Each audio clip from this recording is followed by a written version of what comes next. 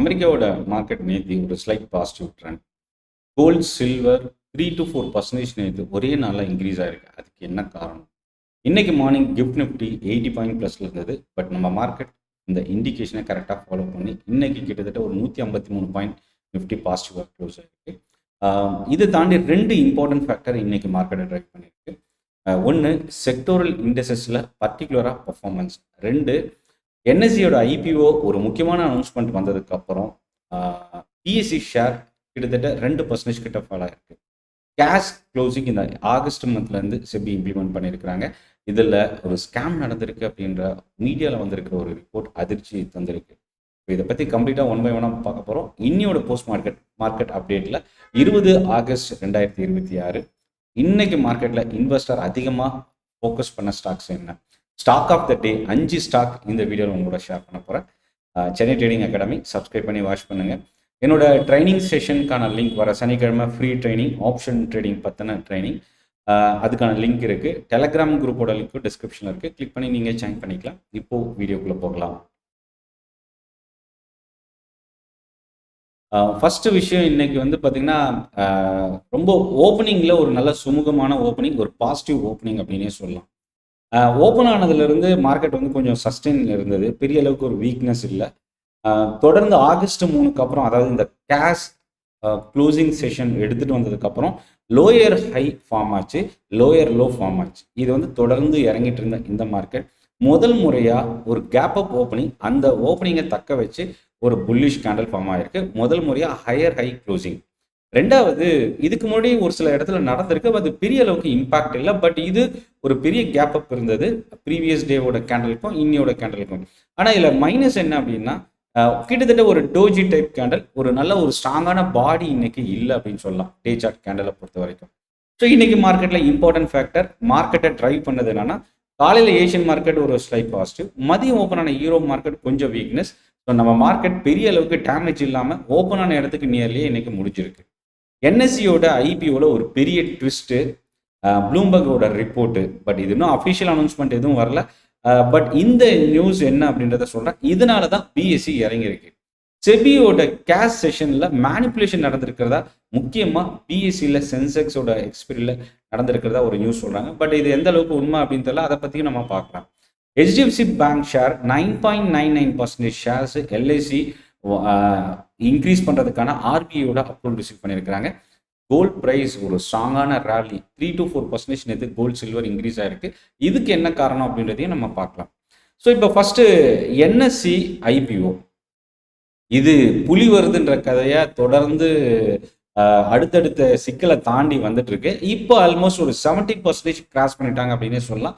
Maybe இன்னும் ஒரு 1 to 2 months, அதாவது அக்டோபருக்குள்ளே வர்றதுக்கான பாசிபிலிட்டி இருக்குது, எந்த பிரச்சனையும் இல்லை அப்படின்னா.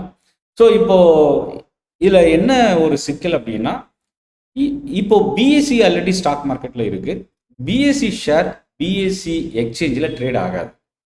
ஒரு எக்ஸ்சேஞ்ச் தன்னோட சொந்த ஸ்டாக்கை வந்து அவங்களோட ஓன் எக்ஸ்சேஞ்சில் ட்ரேட் பண்ண வைக்க முடியாது ஆஸ் பர் செபியோட நார்ம்ஸ்.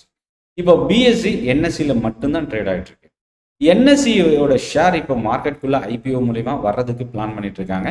ஆனால் இதில் என்ன சிக்கல் அப்படின்னா, இதுக்கு முன்னாடி என்ன செபியோட பாலிசி இருந்தது, என்எஸ்சி அவங்க ஓன் எக்ஸ்சேஞ்சில் என்எஸ்சி ஷேரை ட்ரேட் பண்ண வைக்க முடியாது. ஆனால் இப்போ கொடுத்துருக்கிற நியூஸ், அதாவது இதுக்கு முன்னாடி என்எஸ்சி லிஸ்ட் ஆச்சுன்னா பிஇசியில் மட்டும்தான் ட்ரேட் ஆகுன்ற நம்பிக்கை எல்லாருக்கும் இருந்தது. ஆனால் இப்போ தன்னோட ஓன் பிளாட்ஃபார்ம், அதாவது என்எஸ்சியோட ஷேர்ஸ் என்எஸ்சி எக்ஸ்சேஞ்சில் ட்ரேட் ஆகிறதுக்கான ப்ரொப்போசலில் கொடுத்துருக்கிறதா ஒரு நியூஸ் வருது. அப்படி வந்தால் பிஎஸ்சியோட நிலைமை என்ன ஆகும்? ஏன்னா இது ஒரு பெரிய எதிர்பார்ப்பு. என்எஸ்சியோட ஷேர் பிஎஸ்சியில் வரும்போது அது பிஎஸ்சிக்கு ஒரு பெரிய பூஸ்டிங் இருக்குன்னு எதிர்பார்த்தது. பட் இது நடக்குமான்ற ஒரு கொஷின். இதுக்கு ரெகுலேட்டர் அப்ரூவ் பண்ணுவாங்களா? அப்ரூவ் பண்ணால் என்ன மாதிரி இது சேஞ்சஸ் நடக்கும்? இதனால் பிஎஸ்சியோட ஷேர் என்ன இம்பாக்ட் இருக்கும்? இதெல்லாமே நம்ம கவனிக்கணும். ரெண்டாவது, இந்த அனௌன்ஸ்மெண்ட் ப்ளூம்பர்கோட ரிப்போர்ட் மட்டுமே, அஃபிஷியல் அனௌன்ஸ்மெண்ட் எதுவும் இல்லை. ரெண்டாவது, இந்த ரிப்போர்ட் வந்ததுக்கு அப்புறம் பிஎஸ்சி சடனாக ஒரு பெரிய ஃபால், கிட்டத்தட்ட பாசிட்டிவாக இருந்த பிஎஸ்சியோட ஷேர்ஸ் 2% கிட்ட இன்னைக்கு ஃபால் ஆயிருக்கு. அடுத்தது பிஎஸ்சியில் இன்னொரு நியூஸ் என்னன்னா, எம்எஸ்சிஐயோட ஒரு டீல் சைன் பண்ணியிருக்கிறாங்க. ஸ்ட்ராட்டஜிக் பாசிட்டிவ் டெவலப்மெண்ட் அப்படின்னு சொல்லலாம்.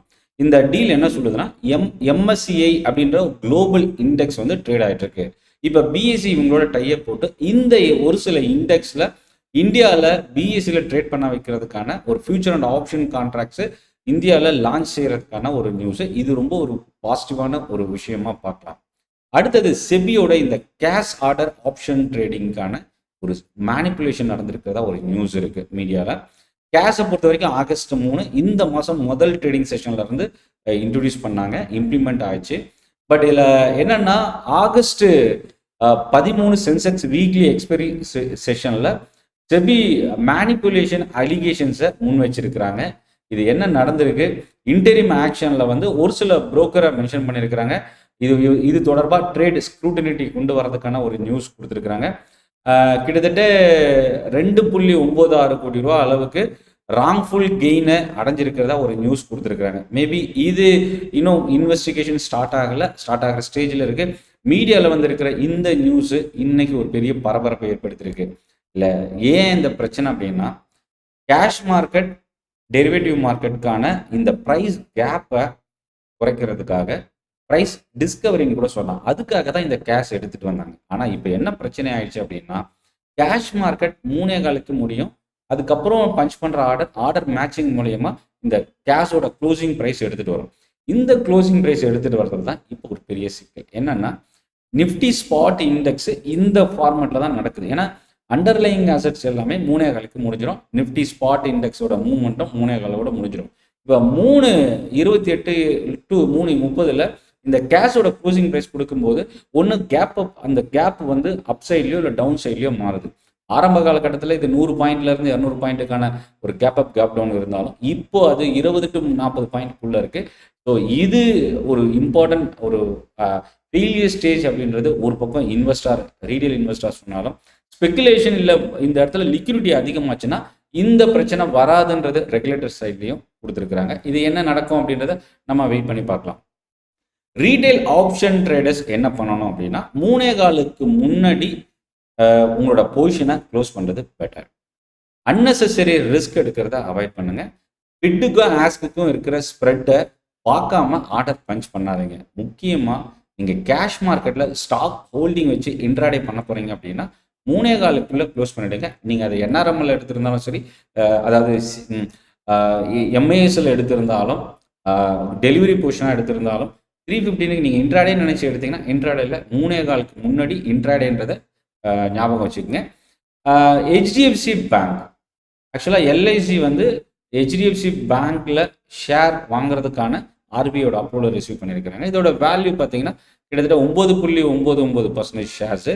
இது ஒரு பாசிட்டிவ் ரியாக்ஷன் தான் ஹெச்டிஎஃப்சி பேங்க்கை பொறுத்த வரைக்கும். கோல்டு இதுதான் ரொம்ப முக்கியமான, கிட்டத்தட்ட 10 வாரத்தோட ஹையை கோல்டு இன்னைக்கு நேற்றையோட அமெரிக்க மார்க்கெட்டில் பிரேக் பண்ணியிருக்கு. கிட்டத்தட்ட $4,500 பர் அவுன்ஸ் வந்து நேற்று அமெரிக்க மார்க்கெட்டில் ஸ்பாட் கோல்டு கிராஷ் ஆகிருக்கு. கோல்டு ரேலிக்கு என்ன காரணம் அப்படின்னா, யூஎஸ் பாண்ட் ஈல்டோட புல் பேக், டாலர் வீக்னஸ், இது ரெண்டும் இம்பார்ட்டன்ட் ரீசனாக சொல்கிறாங்க. லிக்விடிட்டி, சடன் லிக்விடிட்டி தான் இதுக்கு இன்னொரு காரணமும் இங்கே நம்ம பார்க்க முடியுது.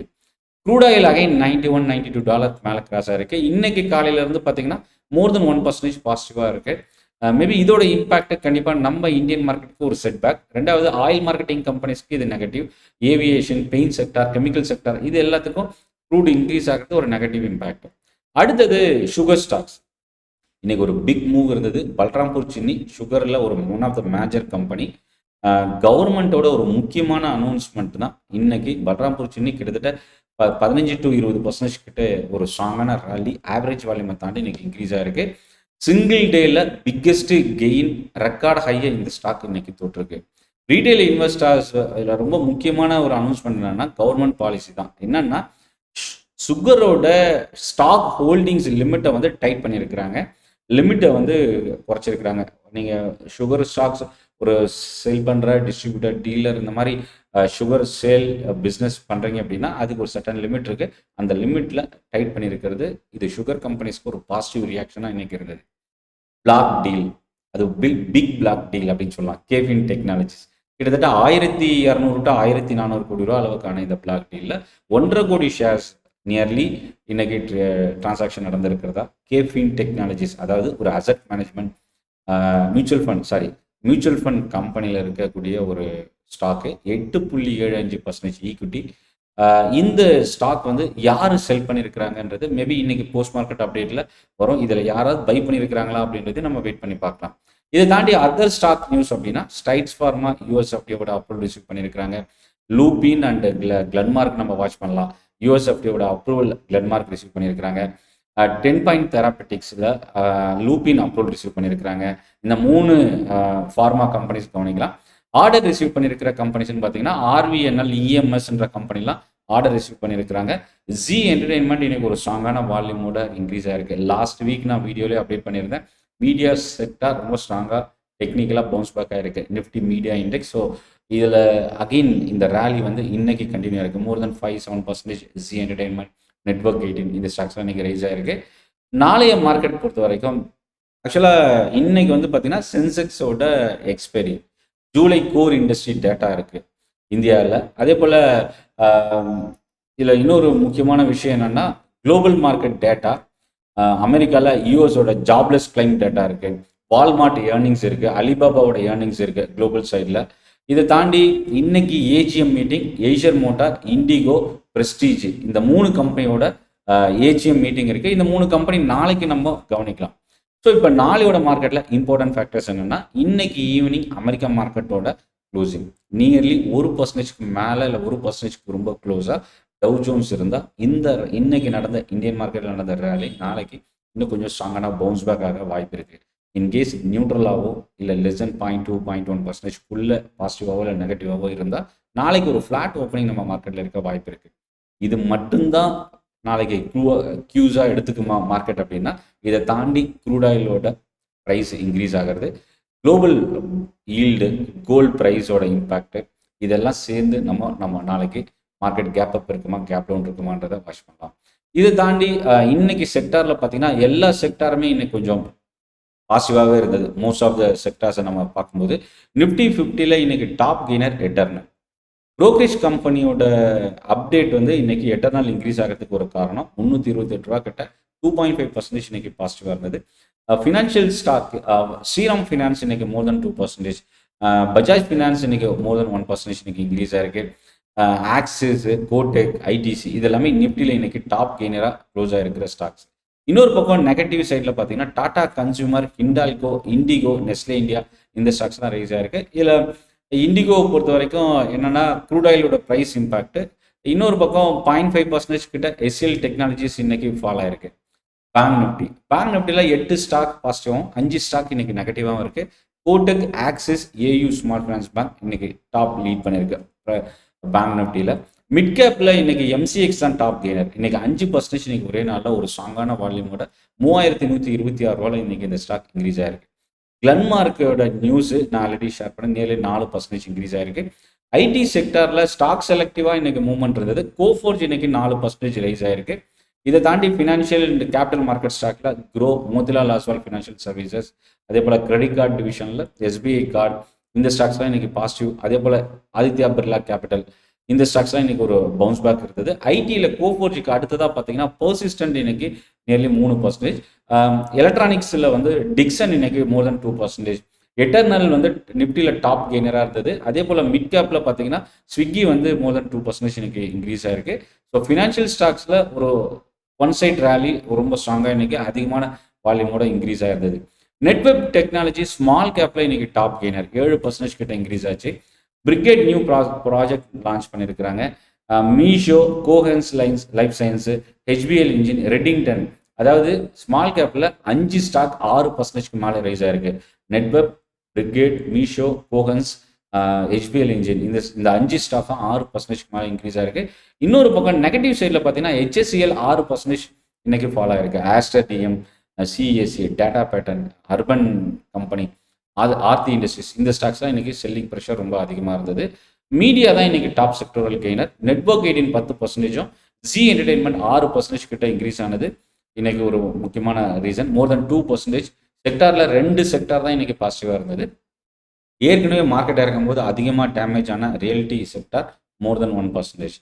அதே போல் மீடியா செக்டார் நியர்லி 2% இன்னைக்கு இன்க்ரீஸ் ஆயிருக்கு. இல்லை ரியல்டியில் பார்த்தீங்கன்னா பிரிகேட் தான் டாப் கெய்னராக இன்னைக்கு க்ளோஸ் ஆயிருக்கு. ஸோ இதில் நம்ம கவனிக்கக்கூடிய விஷயம் என்னென்னா பல்ராம்பூர் சின்னி இன்னைக்கு 13% இன்க்ரீஸ் ஆயிருக்கு. எம்எம்டிசி 6% இன்னைக்கு ரைஸ் ஆயிருக்கு. Car trade, Redington, premier energy, SBI card, இந்த ஸ்டாக்ஸ்லாம் மோர் தென் 4% இன்னைக்கு ஒரு ஸ்ட்ராங்கான ரேலியோட க்ளோஸ் ஆயிருக்கு. இன்னொரு பக்கம் சென்னை பெட்ரோலியம் ரிஃபைனரி ஸ்டாக்ஸ் இன்னைக்கு 3% கிட்ட ஃபால் ஆயிருக்கு. ஆர்இசி லிமிடெட் புரோக்கரேஜோட அப்டேட் ஒரு ரீசன் இன்னைக்கு இந்த ஸ்டாக் இறங்குறதுக்கு. இப்போ இந்த செஷன் உங்களுக்கு யூஸ்ஃபுல்லாக இருக்கும் அப்படின்னு நினைக்கிறேன். சென்னை ட்ரேடிங் அகாடமி சப்ஸ்கிரைப் பண்ணி வாட்ச் பண்ணுங்கள். என்னோட டெலகிராம் குரூப், அதே போல் ஆப்ஷன் ட்ரேடிங்கான ஃப்ரீ ட்ரைனிங் சென்னையில் நடக்குது. இந்த 2 லிங்க்குமே டிஸ்கிரிப்ஷனில் கொடுத்துருக்கேன். கிளிக் பண்ணி ஜாயின் பண்ணிக்கங்க. இந்த வீடியோ பற்றின உங்களோட ஃபீட்பேக்கை கமெண்ட்டில் போஸ்ட் பண்ணுங்கள். நன்றி, வணக்கம்.